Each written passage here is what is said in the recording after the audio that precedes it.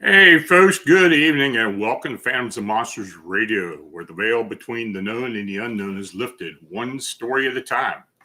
Welcome you and all our listeners, including first-time chat participants. I hope you find tonight's subject and reports interesting.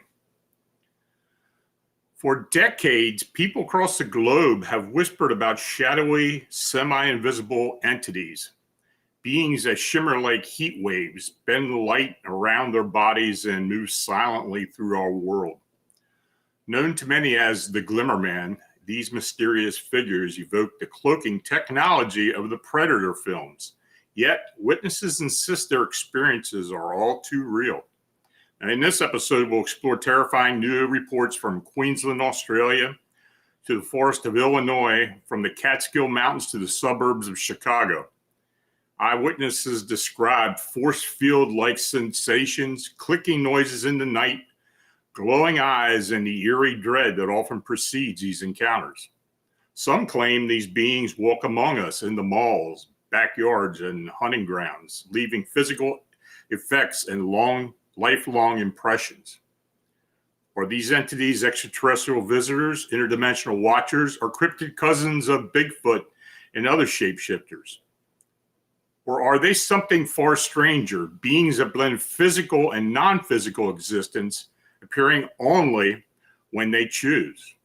We'll break down the testimonies, compare patterns across decades, and ask the critical question, what do these cloaked beings want from us? Join us as we uncover the most compelling new Glimmer Man sightings ever documented, cases that may forever alter the way we think about reality itself. But before I proceed, please consider supporting the channel by clicking and subscribing and using the like buttons, and by sharing our content. Super chat and super thanks donations are appreciated. You can click the dollar icon located below the chat box. You can also use the PayPal and Buy Me a Coffee links in the description. Thanks for your support and consideration. Your comments are always welcome. Please let me or the moderators know which accounts you found interesting in the presentation, or share any suggestions for upcoming shows. I want to thank everyone associated with the channel as well. Now, if you're in this chat and have a question, please use all caps, and I'll try to get to each one of them after the presentation.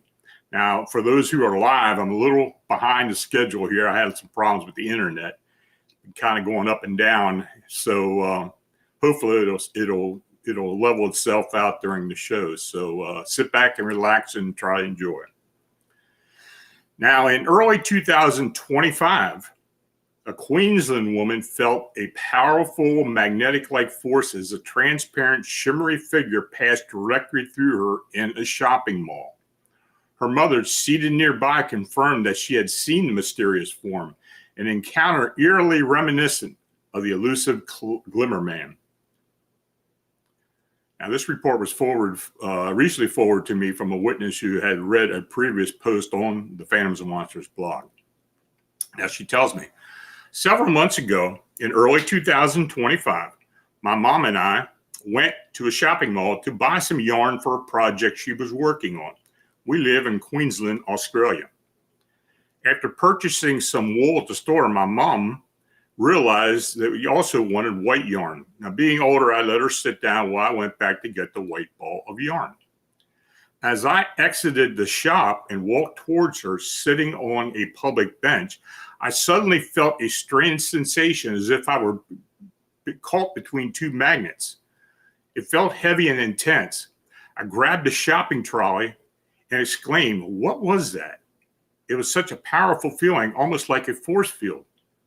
At the exact moment, my mom told me that she had just seen a transparent, shimmering figure pass through me. I'm not sure if it was a Glimmer Man, but she said it had the form and it was transparent. It was such a surreal and bizarre experience. She saw this figure and I felt it as it passed through me, of all places in a shopping mall. I consider asking security to check the CCTV footage, but I couldn't think of how to explain what happened. So in this next account, a woman from Illinois shares her chilling lifelong encounters with a cloaked predator-like being, first as a child near the Catskill Mountains, and later as an adult outside her apartment. From shimmering heat wave-like distortions to unsettling clicking sounds, her story echoes other mysterious sightings of invisible humanoids, leaving her to ponder if anyone else had faced these hidden watchers. Now, she tells me, this is 100% true, and it's tough for me to share because every time I've tried to tell someone about it, I get laughed at and accused of just trying to pull their leg. I recently came across an article about a woman who was hunting and saw an invisible or cloaked creature that she described as being almost like the predator from the movie of the same name. I read her story and I saw the picture she took of this predator. Personally, I think the image is the combination of lens flare from the sun and a close-up of possibly her face or something similar. However, I'm not dismissing her story. In fact, I relate to it because I too have had a similar experience, which is what prompted me to see if anyone else had encountered something like a predator in the woods. Now on to my encounter. When I was about 5 years old, I was playing at the edge of the woods behind my grandmother's house. I played there often, and my grandma kept an eye on me from the kitchen or living room as the house had huge windows that faced the woods. She would come out every once in a while to check on what I was up to. I was obsessed with digging in the dirt and collecting unusual rocks and arrowheads that littered the land where my grandmother lived. I should mention that this was in Midwest Illinois, not far from the Catskill Mountains, so finding arrowheads was quite common. Anyway, that day I remembered picking a spot to dig. I had been out there for quite a while, and I had a decent-sized hole going when something caught my eye in the tree next to me. It was hard to explain, but it looked almost like a heat wave coming off the branch. I distinctly remember it was fall. I was wearing my pink jacket and thought my mom would be upset because I had dirt on the sleeves from digging. There were also many leaves scattered on the ground. Now, as I stared at this heat wave, I realized it was a human shape. At 5 years old, I was wondering why there was an invisible man in the tree. I felt scared, but also unsure of what to do. Then it began to move and made a faint clicking sound. That's when I decided I shouldn't be seeing this, and I quickly ran back to the house. My grandmother noticed I was shaken, and I remember telling her that what I'd just seen was an angel. Now, in my 5-year-old mind, I couldn't think of anything else like it could be. I had never heard of angels, ghosts, or monsters, so to me, it had to be an angel. Fast forward to when I was about 12 years old. By this time, the encounter was far from my mind. I loved watching action and sci-fi movies. Now, one day, my dad rented the movie Predator. While watching it with him, the first thing you see, the invisible or cloaked predator, I was terrified. All the memories from the day of digging in the dirt came flooding back. I even asked my dad if the predator was real and if he knew of any animal or creature with a cloaking ability that I was unaware of. He told me it was all fake. Back then, it wasn't like today where I could Google it. I had no access to the internet, so I pushed it out of my mind once again. Now, fast forward to around the year 2004. I was an adult with 3 small children. After recently separating from my husband, I moved my children into an apartment in the town next over. These apartments were all single-level duplexes, and there was a total of 5 buildings. I lived in the very last apartment of the previous building. Although the flats were considered in town, they were situated on the outskirts. Now, behind the building is a deep ditch separated our backyard from an area behind the chain link fence. On our side of the wall, there were 6 or 7 trees. If you followed the ditch a short distance, you would reach a small forest that eventually led to the countryside, with larger forest and farmland beyond.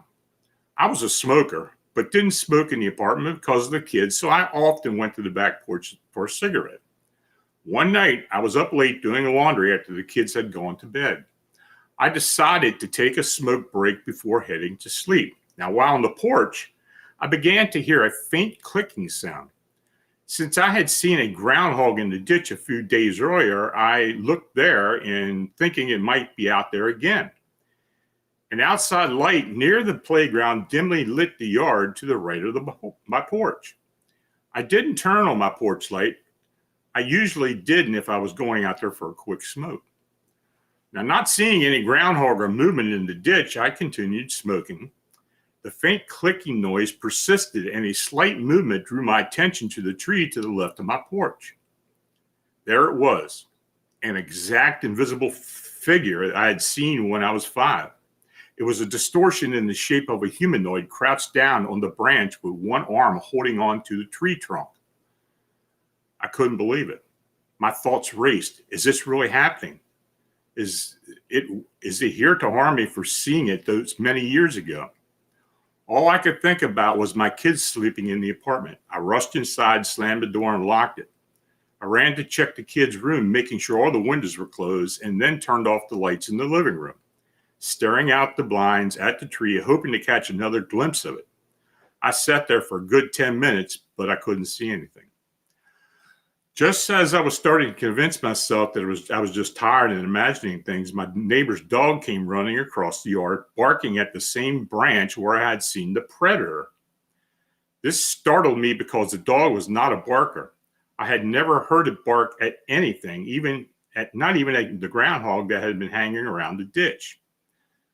The barking continued for a few minutes until I listened to the neighbor call the dog back inside.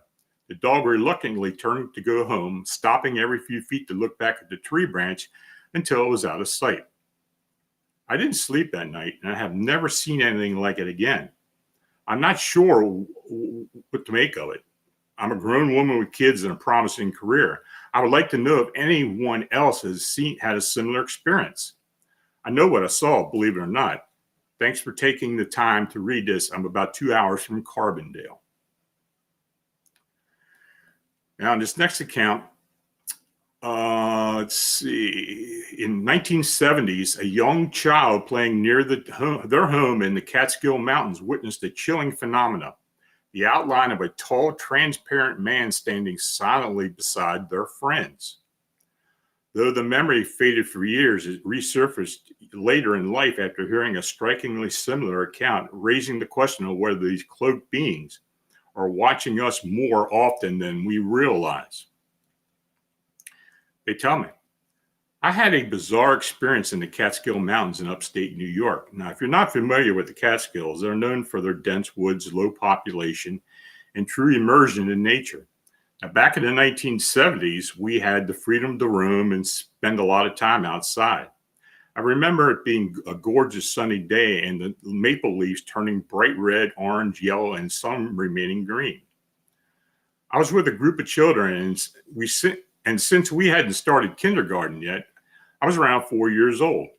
About 3 or 4 of the other kids were playing in the woods. I began to follow the group, but suddenly I felt scared and decided to stay behind closer to the house, about 50 yards in a more open area.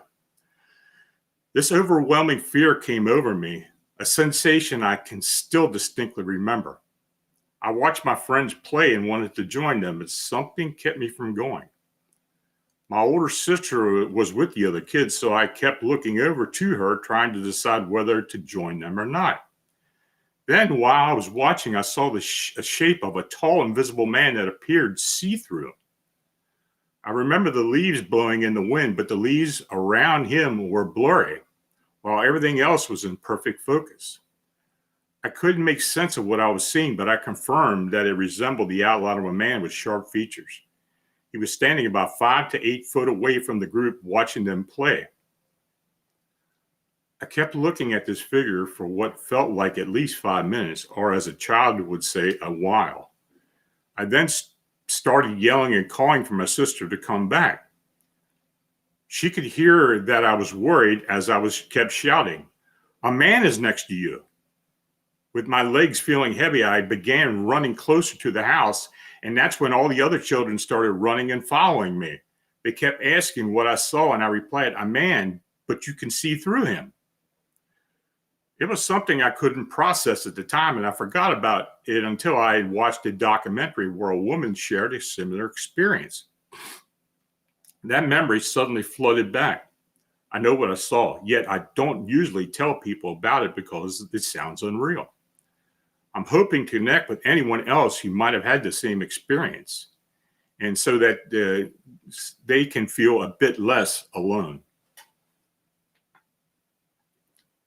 Now, this next account, a woman tells me, I'm no storyteller, but I try to recall as many details as possible.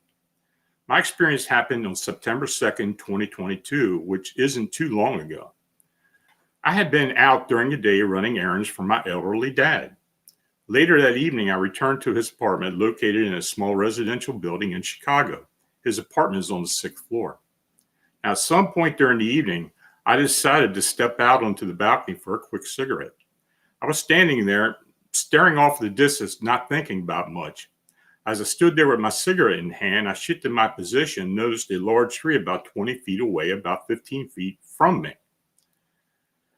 Or from 15 feet below me, excuse me. I realized that one of the branches on the tree was sagging heavily, which I thought was unusual at the time. Now, as I continued to observe this branch, I was suddenly overwhelmed by the intense feeling of dread and fear. Every part of my body screamed to me to turn around and run, but I didn't understand why. Now, at that moment, a bowing branch I had been watching began to shake violently. Despite my instinct to flee, curiosity got the better of me, and I moved closer to the railing for a better look. Then I saw it. At first, I noticed a small glimmering form that upon closer inspection transformed into what I could only describe as a transparent human figure shimmering in a yellow-white color.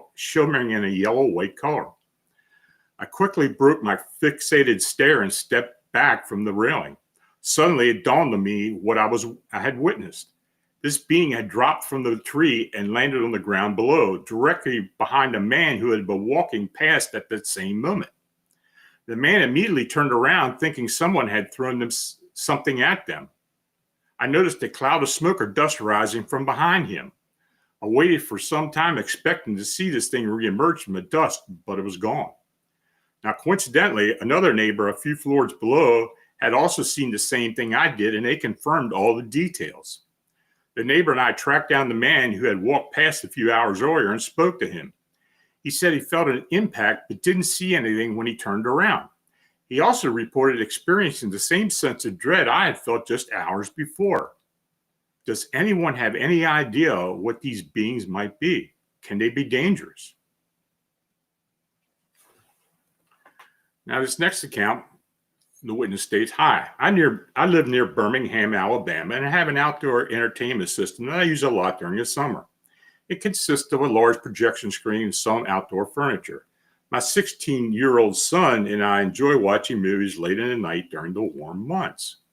Now, one night around 2 or 3 a.m., while we were watching a movie, I suddenly heard a clicking sound that sounded like electricity turning on and off. It also resembled the snapping of a fire, which worried me since I live on a farm with miles of open land. I briefly paused the movie to listen more closely. My son quickly whispered, 'I hear it too.' I always bring a bright shop flashlight with me when we're outside, so I grabbed it and shone it in the open field behind us. I couldn't see anything, but the noise persisted. Then suddenly I froze. It felt as if the beam of light stopped about 10 feet away from me and it had hit something invisible. When I moved the flashlight to the side, the beam spread out all over the ground like it should have. At this point, my son, who is generally unafraid of anything, he loves true crime documentaries, missing people stories, and horror movies, started to panic. This frightened me because I knew something was wrong. Then he blurted out, 'It's a Glimmer Man, Mom. We have to get out of here now.' I had no idea what he was talking about. I'm into the supernatural, but I hadn't even heard of that term before. We quickly went back inside, but I felt I needed to collect our projector and other items we had left outside. I couldn't just leave everything out there. By the time I returned to the entertainment area, the noise had stopped, which made me slightly less afraid. And after gathering all our belongings, I decided to take another look to ensure no fire had started. As I shone the flashlight around, I was startled when the beam was suddenly blocked and then unblocked, as if something had run through it. At that point, I was terrified, so I rushed back into the house. Later, I looked up the accounts of the Glimmer Man, and it seemed like that's what I had witnessed." Now, this next account, the witness tells me, "Recently, I received some bad news. My health is deteriorating quickly. With the ongoing pandemic and my cancer diagnosis, I felt it was important to share my story while I still can. I'm in my 60s now, but this story takes place when I was in my 30s. I was around 34, 35 when it all happened. I lived in Caldwell, a suburb of Boise, Idaho, while my grandparents resided to the north in the Hells Canyon wilderness area. They lived in a small town called New Meadows, located in Adams County along the Little Salmon River. The white-tailed deer hunting on public land was fantastic. Now, I had been driving up to hunt with my brothers, uncles, and fathers since I was a teenager, so I was very familiar with the area. I loved it there until I had an experience in the woods that changed everything. It was late summer, and a buddy named Ryan and I were heading to the New Meadows to pick up some supplies I had stored at my grandparents' house. We planned to find a good spot to set up our deer stands. We arrived at one of the trailheads I was familiar with and began walking the trails, searching for a promising spot to set up camp. Everything seemed typical for a day of scouting. We saw plenty of wildlife and noticed stands set up by other hunters, some looking recent while others appeared old and abandoned. Now, after a few hours, we found suitable spots and set up our stands. Now, Ryan's stand was about 1,000 yards northwest of mine, so we agreed to walk together to my stand, and then Ryan would continue to his every morning and evening. When the hunt was over, I would wait at my stand until Ryan met up with me, and then we would head back to our vehicle together. Ryan was in much better shape than I was, and I was about 7 years younger than him. We met at work and both shared the love for the outdoors. Now, as deer season approached, we were excited and eager to start hunting. We followed our plans several times, walking out together, splitting up the hunt, and then reuniting to share our experience on the way back to the truck. The routine happened 6 or 7 times. However, as the weeks progressed, it became difficult for us to hunt together due to the work and family commitments. There were a few occasions when either Ryan or I would hunt alone, but that was no big deal. It was all part of the routine. During the weekends, we would hunt together, but during the week, we often went out solo. So one week, Ryan went hunting alone a few times while I had to wait for the weekend due to work. I would call him to ask how it went. Did you get anything? Did you see anything?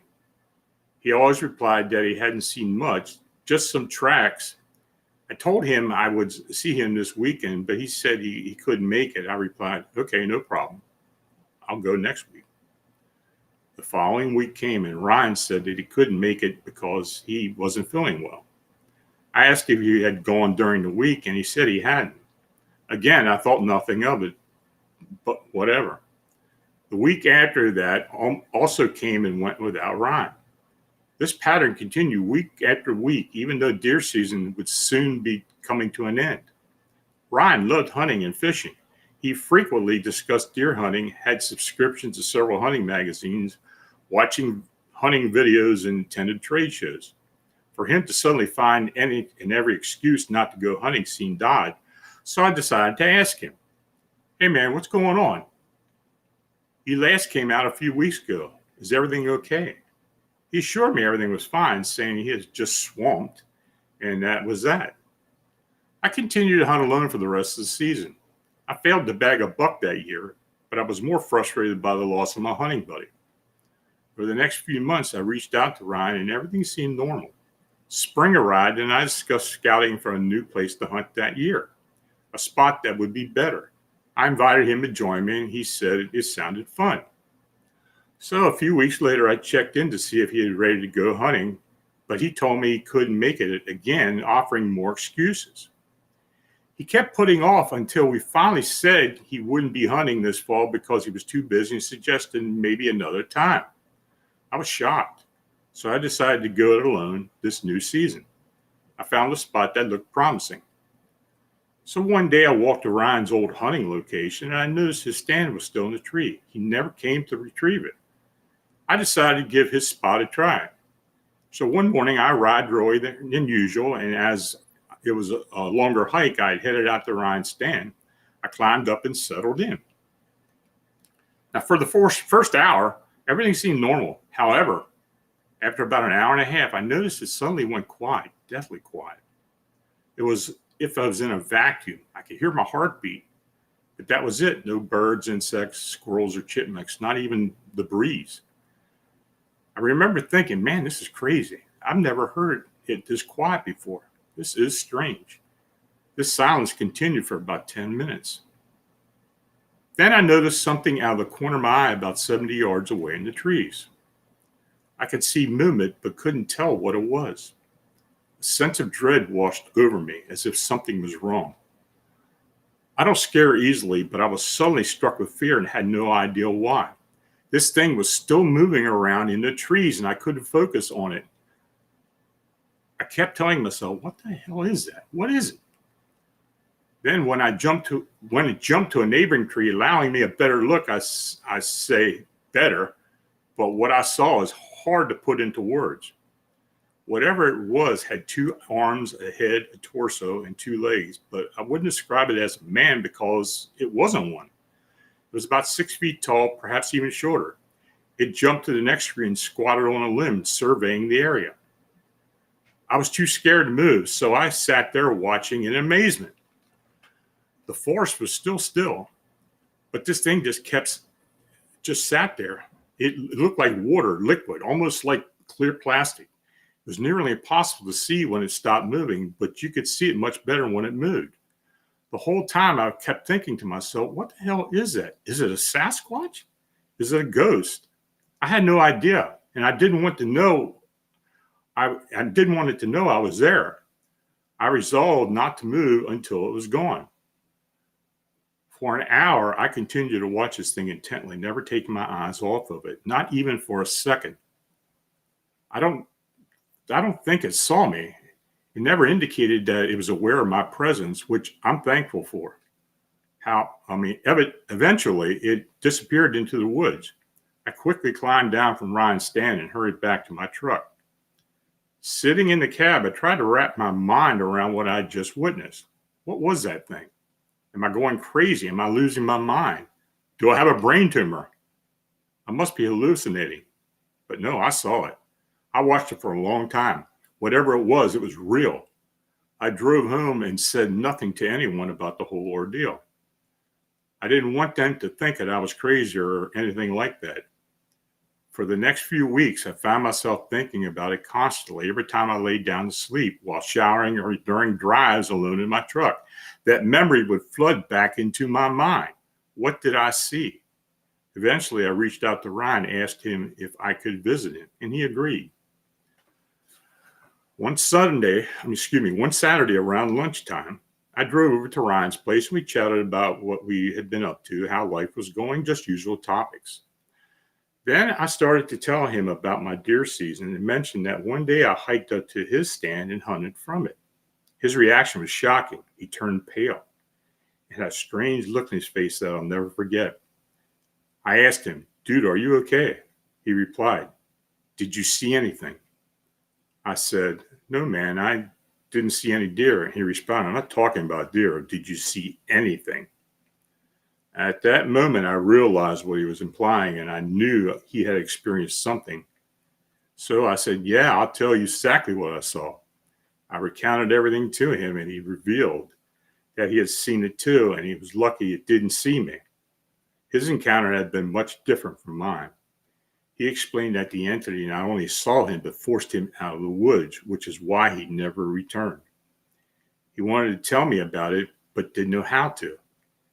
He sold all his hunting equipment and vowed never to set foot in the woods again.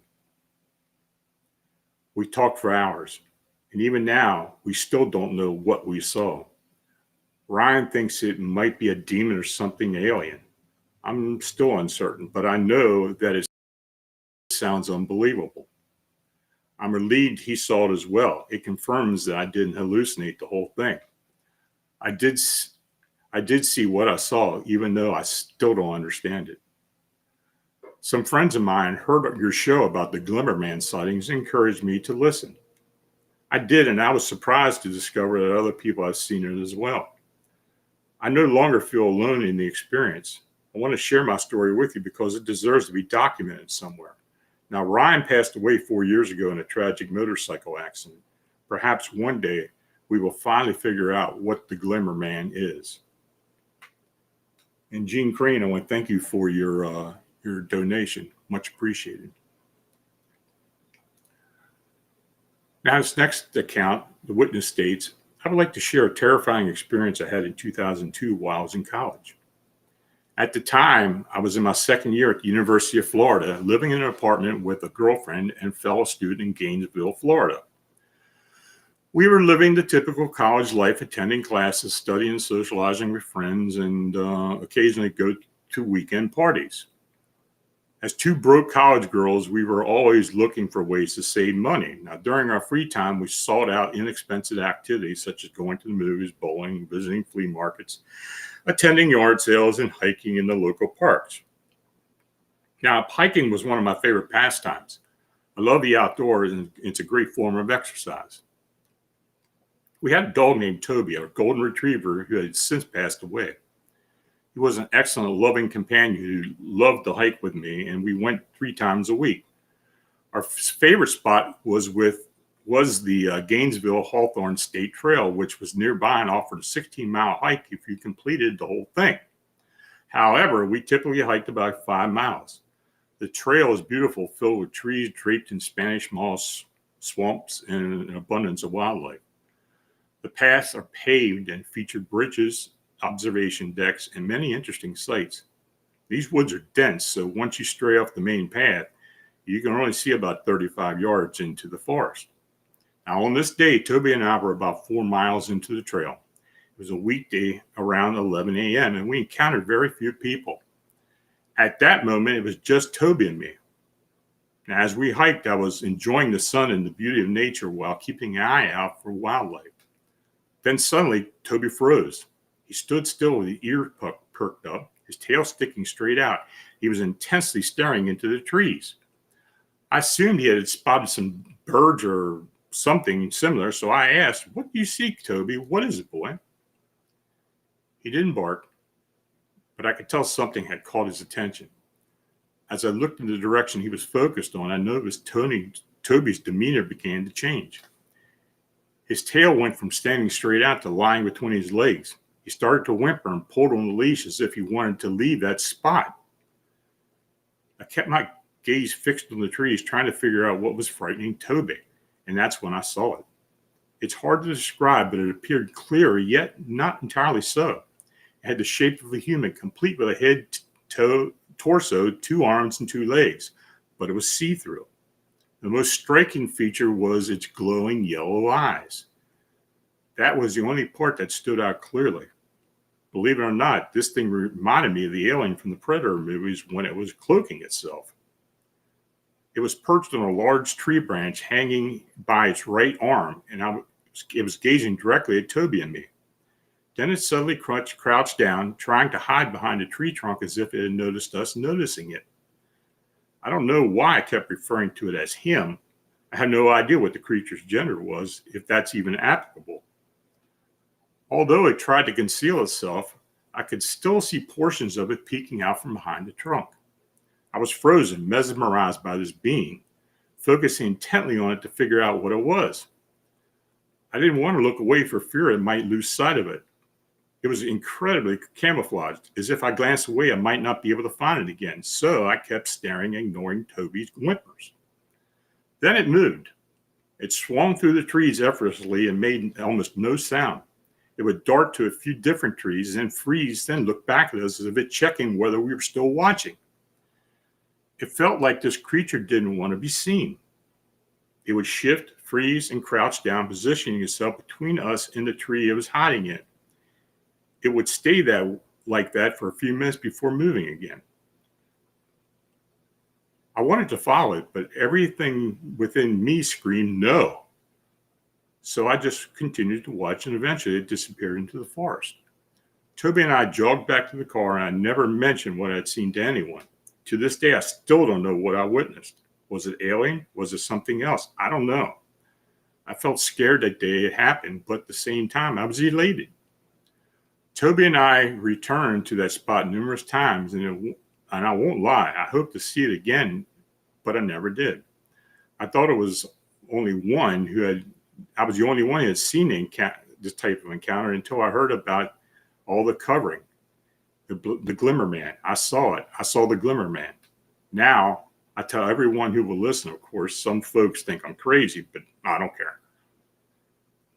I feel lucky to have had the experience with the paranormal, something unknown.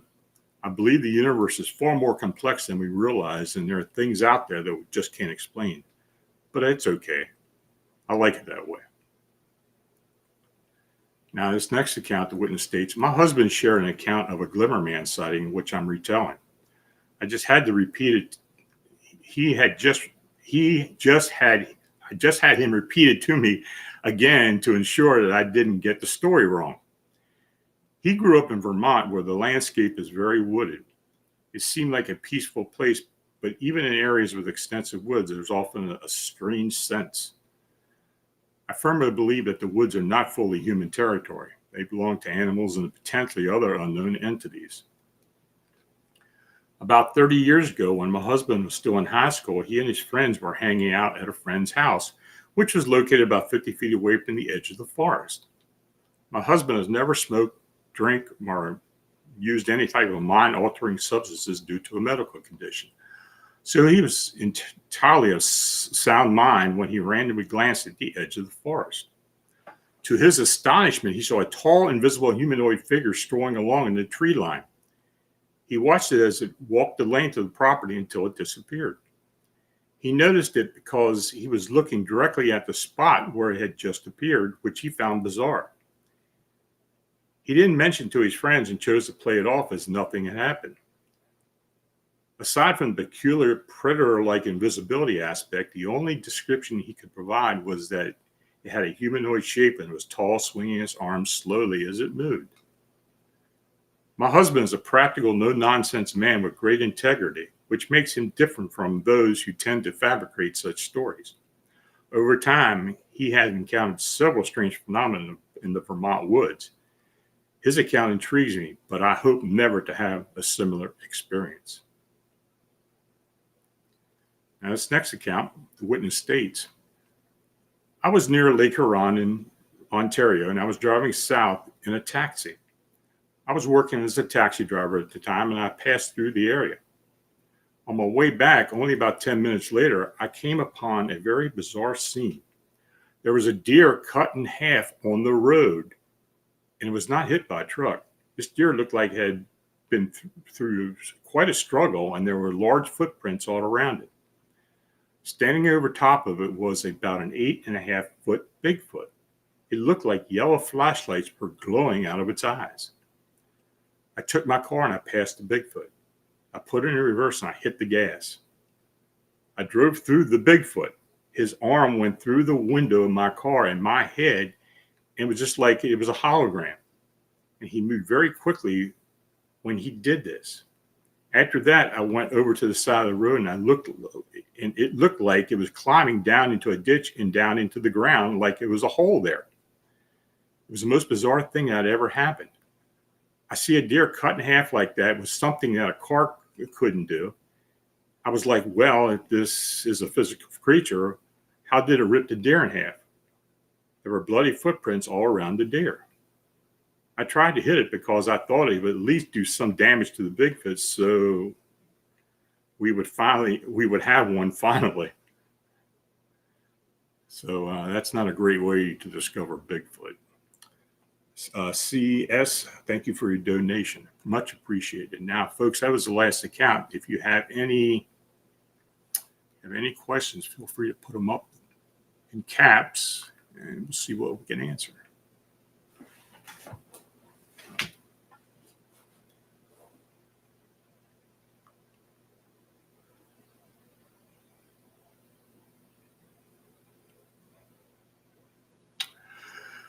Let's see. John, hi, Lon. I read somewhere Bigfoot hides just below the surface and can see everything being so elusive. Your thoughts are appreciated.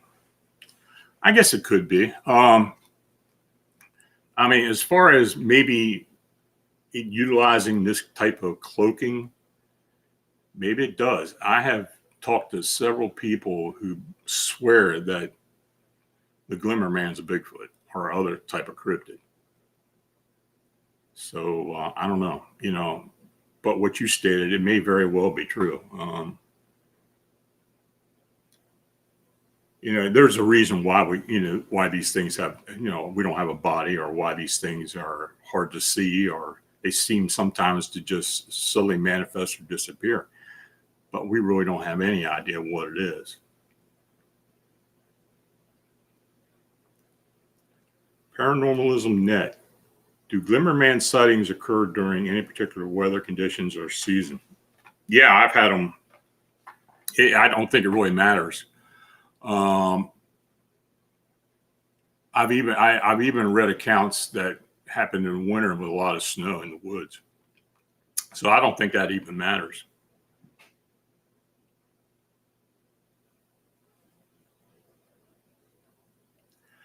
Dagnammit, do you think the praying mantis cryptid could be a so-called shimmering, the shimmering invisible heat wave humanoid?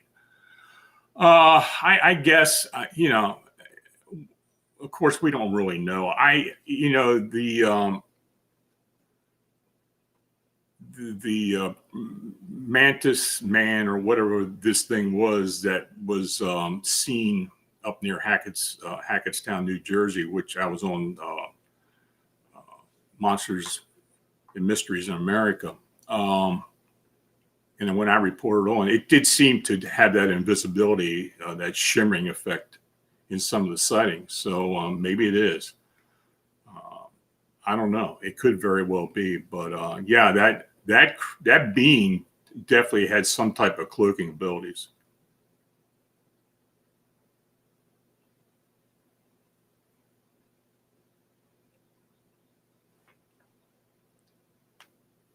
Anything else, folks?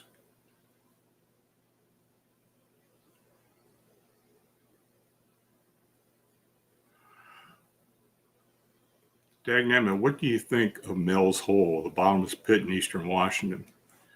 I don't know what to think about that thing. I had an account recently from that same area of some weird phenomena, and I thought the first thing I thought was maybe that was due to Mel's Hole.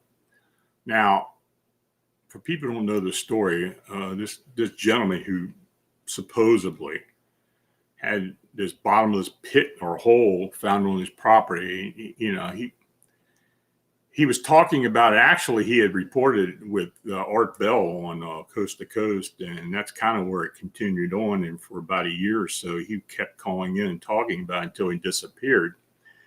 Then I think Art tracked him down, and eventually some so-called government agents or government agency had come in and blocked the place off.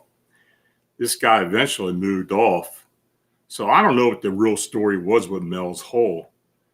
But I don't know what to think about it. I don't even know if it was real. I mean, I know Art really took it to the point where he thought it was real, but I haven't heard much about it since then. And quite frankly, I don't think anybody even really knows where it's at now, if it disappeared or it's been covered up or filled in or whatever.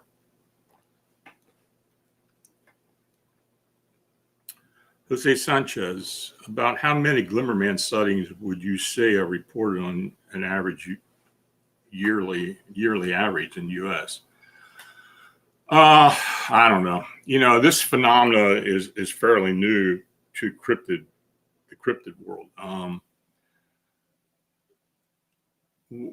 I had started getting interested in it when guys over at Expanded Perspectives, Kyle and Cam, started talking about it on their show, and they started sending me accounts, which I started putting on Phantoms and Monsters.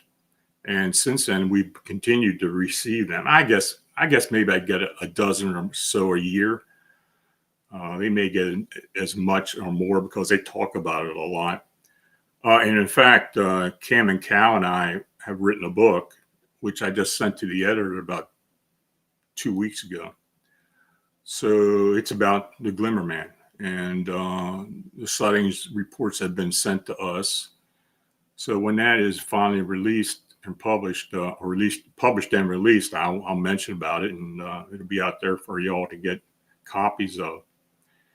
And we'll see how it goes. I don't think there's any other book out there that even explains or even tries to explain the phenomena. But, I won't been involved with this for about 10 years as far as the actual phenomenon itself. But the sightings have increased. Why so? I don't know.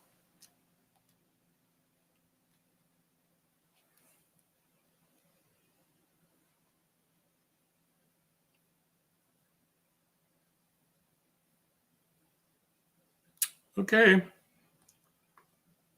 Well, I want to thank each and all of you for watching and chatting. If you donated, genuinely appreciated. Your support's what makes all this possible. Please like, subscribe, and share. Now, if you have a sighting or encounter report that you'd like to be considered for the Personal Report Show, you can post it and or have it posted on Phantoms and Monsters. You can contact me at Strickler@phantomsandmonsters.com, or you can go to phantomsandmonsters.com, and there is a reporting link there where you can put all your information and have it sent directly to me. And we got a few bells and whistles that we're working on with the website. We're going to actually start working on a bi-monthly newsletter that I'm going to send out to folks who supply their email. So that'll be, when that goes up on the website, I will let everybody know about it. It's not going to be a sprawling thing. I'll probably do about 500 emails, and then just, when I get the 500 email addresses, I'll kind of cut it off at that. And when people pull out of it, we'll allow others. I might expand it. We'll just see how popular it gets. But anyway, until we meet again, hopefully next Friday, stay healthy and safe. Have a good night. Have a great weekend. Talk to you later.